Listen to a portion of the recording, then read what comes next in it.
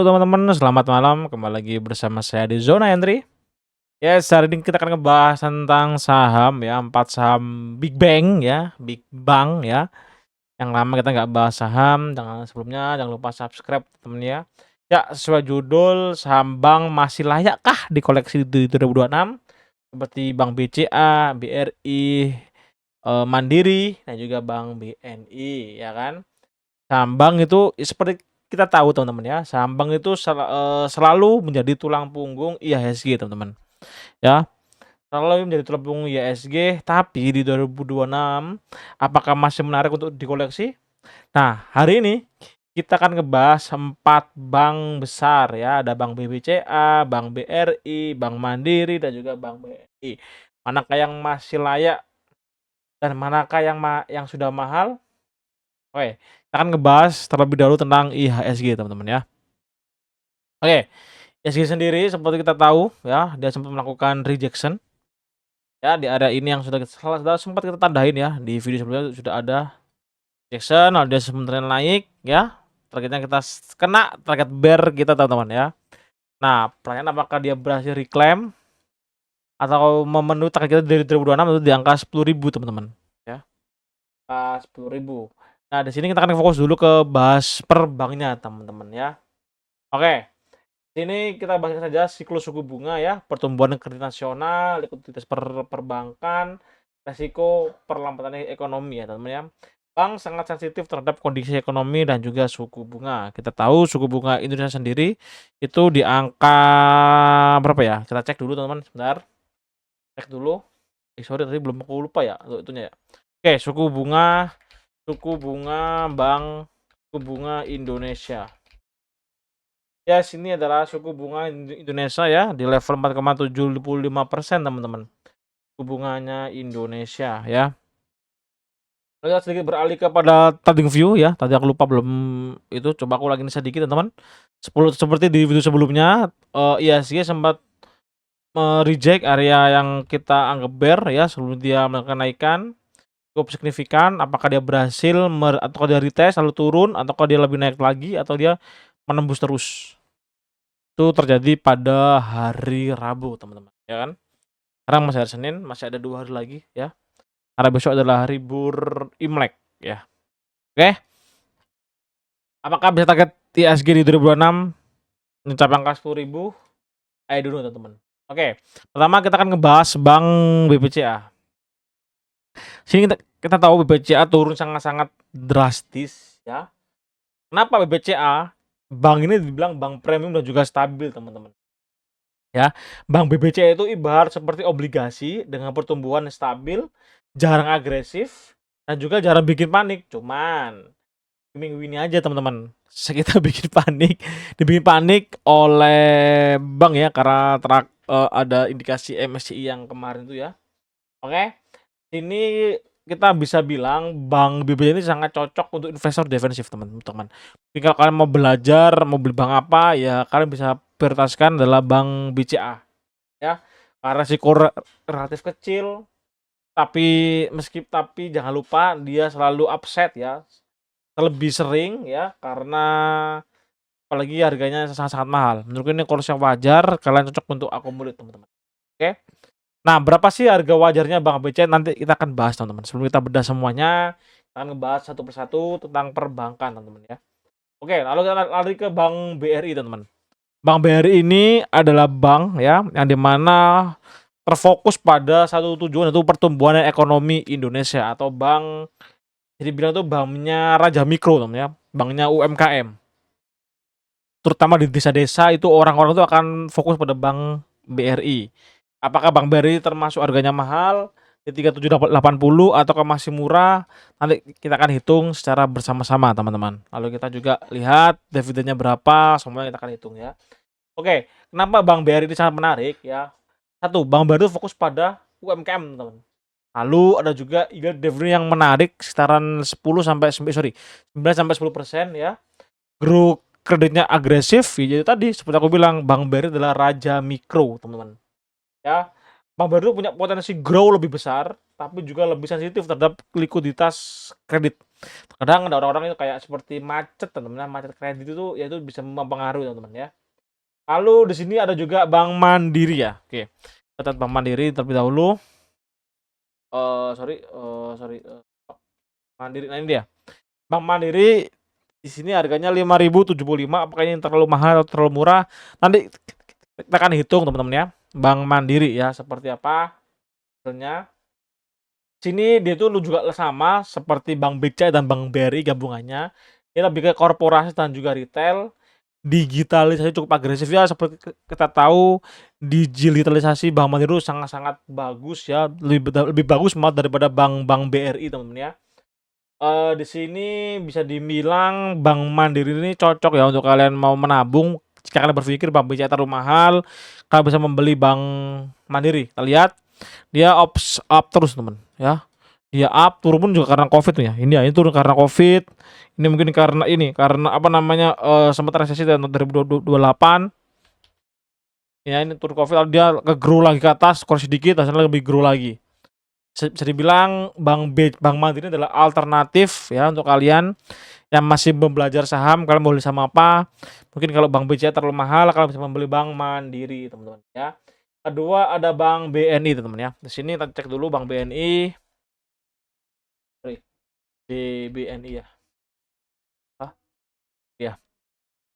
Ini Bank BRI itu biasanya PBV-nya lebih murah teman-teman ya.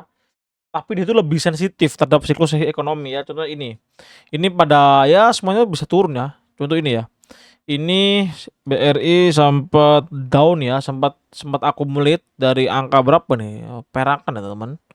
Mana sih sorry ini. Dan sini ya sempat akumulasi sebelum dia melanjutkan kenaikan. Tambah juga ada siklus apa namanya resesi di 2008 ya. Lalu juga ada Covid, teman-teman. Di sini ada Covid ini. Di resesi Covid ya. BNI itu sering terlihat murah, tapi belum tentu under value teman-teman. Bisa jadi risiko lebih tinggi, makanya Bank BNI ini cenderung lebih agresif daripada bank-bank yang lain teman-teman. Oke. Lalu kita coba perbandingan singkat antara Bank BBCA, Bank BRI, Bank Mandiri dan juga Bank BBNI teman-teman. Oke. Kita buka dulu browsernya. Kita akan coba buka lagi datanya di tadi aku udah bikin datanya nggak salah. Oke, ini sudah. Nah, ini adalah karakteristik teman-teman ya. Bank BBCA karakternya stabil premium ya. Untuk defensif ya. Untuk kalian yang masih belajar membeli saham sama apa yang cocok, ya ini BBCA gitu.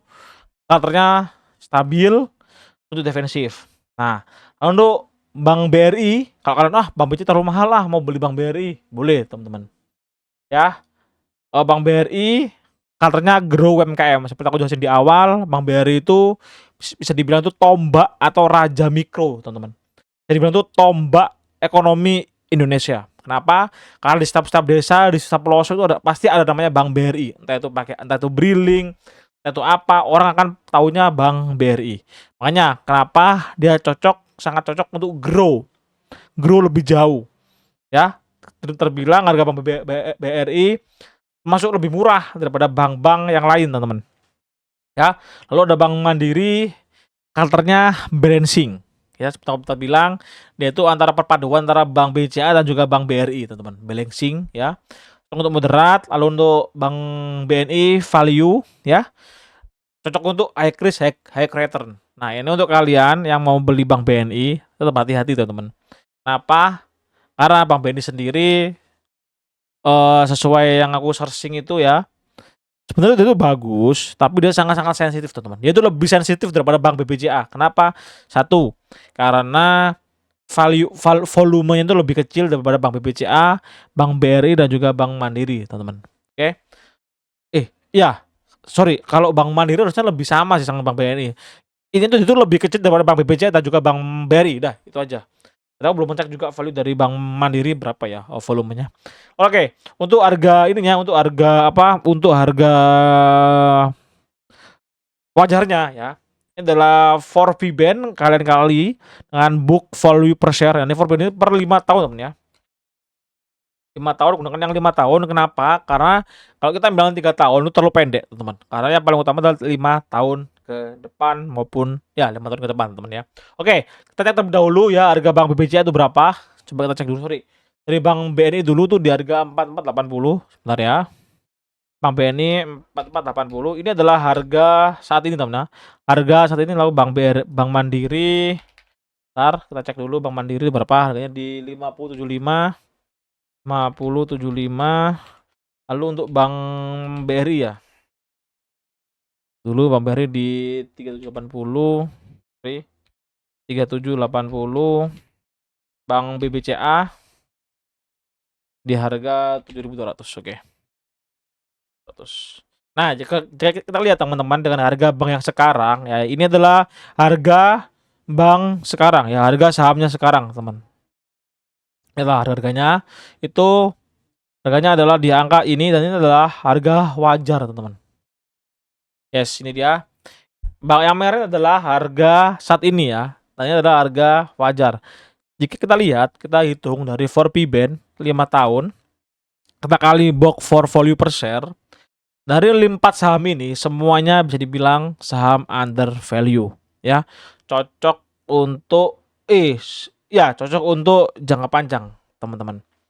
Tambah dividen juga sangat-sangat menarik. Bank BRI ini 9% kalau nggak salah ya. 5-9% dividennya. Bank Mandiri ini juga sama 5-10% ya. Bank BNI itu 8-10%. Nah, kalau Bank BBCA ini agak kecil, teman-teman ya. Mungkin dia itu kisaran 2-5% ya. Nanti kalau salah tolong kalian koreksi di kolom komentar ya. Ini adalah dividen, teman-teman, dividen ya. Dividen di sini kalau kalian mau nge-grow itu bisa. Ini untuk jangka panjang atau kalian mau dividen hunter nanti kalian bisa lakukan ya. Oke, oh ya teman-teman, aku mau info mungkin kedepannya aku juga akan bikin video tentang kita akan beli saham ya. Beli saham, beli kripto, beli saham ETF ya. Saham ETF kita akan beli, nanti akan video, kita akan lihat 1 tahun ke depan hingga 2027 bulan Maret ke depan, kita lihat grow-nya seperti apa dari saham bank, dari saham Indo, kripto maupun ETF US, teman. Ya, strategi ini bukan pilihan yang populer, teman, tapi sesuai profil resiko kita. Kenapa? Mungkin kalian di sini masih nyubi-nyubi, kan, masih pemula, bingung mau beli saham apa. Ya udah, kan, gak usah beli saham yang aneh-aneh, gak usah beli saham goreng-gorengan. Cukup beli saham yang aman, seperti Bank BBCA, Bank BRI, Mandiri juga maupun Bank BNI. Sebelumnya, aku tegaskan lagi, do your research dulu, teman-teman ya. Semua keuntungan resiko kalian tanggung sendiri. Ini hanya sharing pribadiku, menurut opiniku pribadi ya. Ya, jangan lupa kalau kalian mau beli saham ini adalah untuk jangka panjang, teman-teman ya. Jangan asal entry, jangan asal beli, jangan all in, itu gak bagus, teman-teman. Contoh, kalian gini aja, kalian nih, contoh kalian anggap aja kalian mau beli saham, kalian spend 1 juta lah per bulan, oke? 1 per bulan, 1 bulan pertama kita beli Bank BCA dulu. Kenapa? Karena Bank BCA bisa dibilang relatif mahal, teman-teman ya. Ini aja udah 7.000, udah 200.000 ini, 200.000. Sorry, maaf, benar, salah. 720.000 ini ya. Sorry. Nah, ini 3780, 5075, ini 4480. Sorry, kebanyakan. Nah, ya, karena pada bulan pertama kalian bisa beli saham BCA 1 lot dulu, teman-teman. 1 lot. Mungkin di bulan kedua kalian bisa beli lagi 1 lot. Nah, ini kan termasuk murah ya. Kalau harga Bank BRI di angka 378 kan masih ada sisa tuh. Kalian bisa belikan lagi di Bank BRI, Mandiri di 1 lot juga gitu, teman-teman. Kita akan coba, gua akan melakukan pembelian seperti ini mulai dari bulan Maret ya, aku mau belajar ya. Tanggal Maret, entah Maret awal atau Maret akhir, karena kan udah termasuk, kita udah masuki bulan Ramadan, teman-teman ya. Jadi kalau kalian fokus, Bang, aku nggak mau fokus 4 saham, Bang, aku mau fokus beberapa saham, itu boleh, teman-teman. Kalian bisa aja ambil 2 pokok yang dimana menurutku ini adalah saham-saham yang sangat menarik, teman-teman. Contohnya ada Bank BBCA dan juga Bank BRI. Kenapa? Satu, Bank BCA ini adalah bank dengan capital cap terbesar ya dari 4 bank yang lainnya. Kedua, ada Bank BRI. Kenapa Bank BRI? Bank BRI itu termasuk harganya paling murah ya per lotnya daripada 3 saham yang lainnya. Cuman 378.000 per satu lot, teman-teman. Satu, kenapa Bank BRI? Dia tonggak UMKM atau raja mikro, teman-teman. Mungkin seperti yang aku jelasin tadi, Bank BRI itu adalah bisa dibilang itu kayak apa ya? Kayak ujung tombak negara kita, teman-teman. Dalam segi ekonomi ya. Selama Bank BRI masih nge-grow, masih mencetak laba, ekonomi akan terus bertumbuh. Ya, it's okay gitu, teman-teman ya. Oke, mungkin sampai sini dulu ya. Apakah saham masalah di 2026 secara fundamental iya, tapi harga dan timing tetap menentukan hasil, teman-teman. Jadi kalian jangan all in, beli secara bertahap, jangan semua aset yang kalian punya lalu kalian jual all in saham, jangan, teman-teman. Aku tidak merekomendasikan hal itu ya. Aku punya sedikit kata-kata ya, investor cerdas bukan yang beli karena yakin naik, tapi karena sudah hitung resikonya. Oke, teman-teman oleh kalian. Oke, mungkin sampai sini dulu video kali ini. Jangan lupa di subscribe. Sampai jumpa di video-video selanjutnya. Goodbye. Bye bye.